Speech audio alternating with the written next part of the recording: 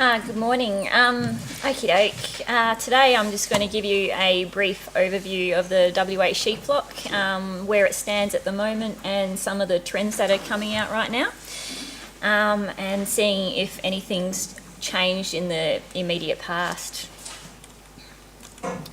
Just a bit of an outline. First of all, I'll talk about the current flock. Then I'll have a bit of a look at the flock projection for 2016-17. Then we'll go through some turn-off and some slaughter information, as well as some interstate transfers and some of the prices, as well as the Saleyard throughput. Okie doke. After the last 2 decades of decline, the WA sheep flock seems to have levelled out at around between 13.5 million and 15.2 million total sheep and lambs. Now this chart shows the total flock size and the number of breeding ewes over the past 6 years up until mid-2016, which is the latest ABS release. It is the new ABS information, which has a new cut-off limit where they changed the estimated value of agricultural operations from 5,000 to 40,000, so it has brought it down slightly compared to previous releases. The official figure for the Western Australian sheep flock as of mid-2016 was 13.9 million total sheep and lambs, and that also included 7.3 million breeding ewes. Now that accounted for about 52% of the total flock. That's actually a bit of a decline. In 2010-11, the breeding ewes made up about 60% of the flock, and it has come back to about 52% 2015-16. However, that is still up compared to the 45% back in 1990 when we were basically a wool flock. 82% of those ewes were merino ewes, which is a lot higher than the national average, which was only 68%. So it shows that we still do have a much stronger merino base than the rest of the country. There was about 4,500 farms or sheep businesses, which would make the average sheep per farm about 3,000, which is also a substantial increase compared to 2010-11.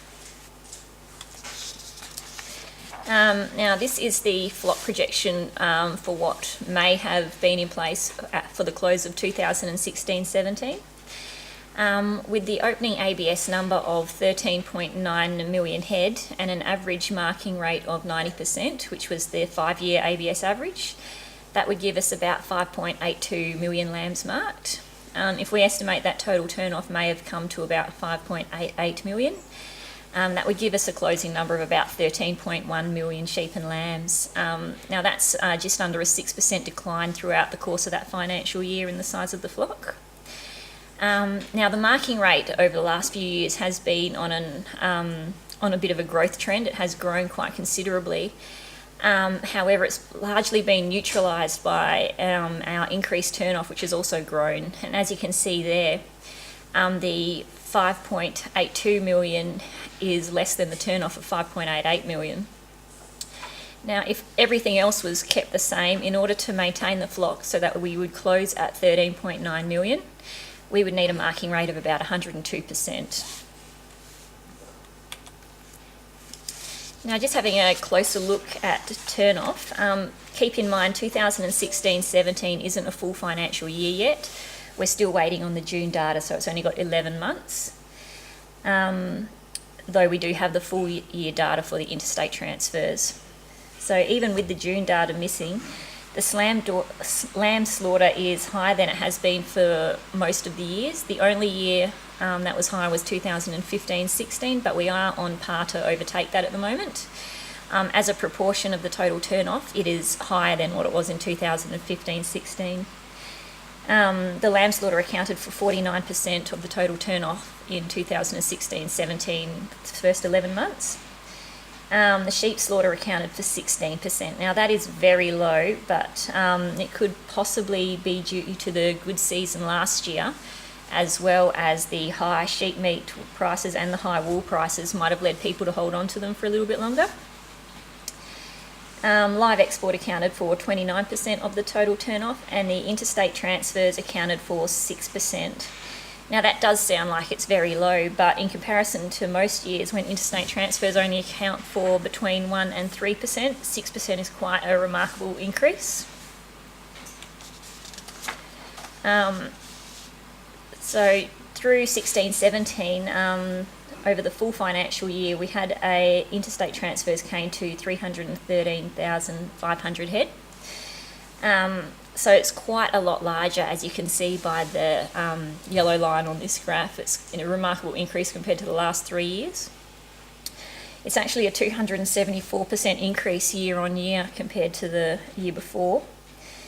67% of the interstate transfers were adult sheep, or 211,000, whereas 33% were lambs, or 102,000. And so far, in the first half of 2017, there's been 99,000 sheep transferred east. 73% of those have been adult sheep and 27% lambs. Now, despite the dry season coming on this year, the majority of those interstate transfers actually occurred in the latter half of last year as opposed to this year. So I do think they may have been largely price driven as opposed to feed availability driven. Now this is the Saleyard prices. It is a bit of a busy chart. The chart at the top is the mutton price in the sale yards for both WA and Victoria, WA being the brown one and Victoria being the blue line. And the bottom chart is the heavy lamb sale yard price for WA and Victoria. And this sort of shows why I think it may be price driven. It may change in the coming months though. In late 2016, there were pretty large price differences between WA and Victoria. In October 2016, the Victorian sale yard indicator for mutton was 411 cents compared to 284 cents in WA. For a 24 kilogram carcass weight animal, that is a difference of $30.48 per beast. Between July and December, that difference remained at between $20 and $31. So it's still quite a large difference all the way through the latter half of 2016. In 2017, that gap has reduced for mutton, but it's still quite significant. It narrowed to $4.13 in March, when the Victorian sheep were around 458 cents per kilo and WA's were about 441. But it did widen back out to $19.30 in June. It's also a similar story to the heavy lambs. In late 2016, there was a significant difference in the price of heavy lambs between WA and Victoria. In July 2016, the price difference between the two sides of the country came to $41.62 for a 24 kilogram animal. At that time, the Victorian heavy lamb was 654 cents compared to WA's 481 cents per kilo. In September, it was almost $37, and in October, it was $33. So the driver was quite large in the terms of the price differences. Though in 2017, the price difference for heavy lamb has actually narrowed quite a lot. In June, it came right back down to a difference of $6, so it's come right back. I think Victoria offered an average of 660 cents per kilo in June compared to WA's 635 cents, so it wasn't quite as marked. Now, despite there still being quite a significant gap between the WA and Victorian sheep prices, there has been significant growth in WA sheep prices so far in 2017. And that has been largely reflected through the sale yard throughput. Now this is the monthly, this is the monthly sale yard throughput for WA. As you can see, there's been quite considerable growth from March onwards.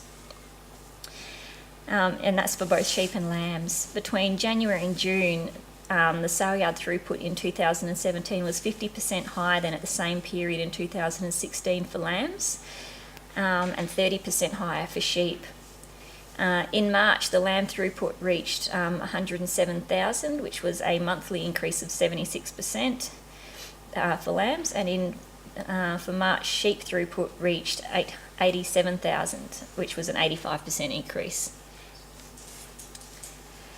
That is in line with the price increases that we saw in the previous chart. The Saleyard throughput has increased at the same time as the price increase, but I'm not entirely sure where these sheep have gone, whether they were restockers or whether they went elsewhere. The slaughter hasn't risen at that rate, which we'll see in a second. There was a little kick in March for lamb slaughter, but it's actually declined over that period, and mutton slaughter has declined in general. Both mutton and lamb reached a low point in April before lifting in May. And if I look at the interstate transfers were higher in February than they were in March, so they haven't quite been accounted for in shifting east either. And in looking at live exports, March and April were both lower than February live exports, so they haven't disappeared out that way either. Now just a quick look at slaughter to finish off. The small chart at the top is the annual sheep slaughter on a financial year basis. Keep in mind 2016-17 is 11 months as opposed to 12. And then the larger chart at the bottom is a monthly breakdown of the last couple of years.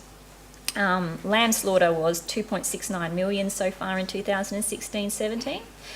It is on par to overtake 2015-16 when 2.75 million lambs were slaughtered, but it is up 7.2% year on year for the same time period. Sheep slaughter, however, has down quite a lot. Lamb slaughter peaked in November when it reached 323,000. Now that is that big peak there. There appears to have been a change in the slaughter pattern though. For the first quarter of the last 3 years, the lamb slaughter has increased to the peak in around March or April, which is where those arrows are pointing. However, if you have a look at 2017, at that same period, it was actually declining instead of increasing. So I'm not sure whether that is because there was a short supply because there was such high slaughter in November that it overcompensated, or whether they're being held onto and retained on farm somewhere. It also fits in with the previous chart though, where they're not going interstate and they also weren't going live export, and apparently they're not going slaughter either, so it sort of looks towards maybe being retained somewhere for the time being, though whether they'll come back onto the market later on in the year as the conditions get worse, we don't know. And that's where I'll leave it.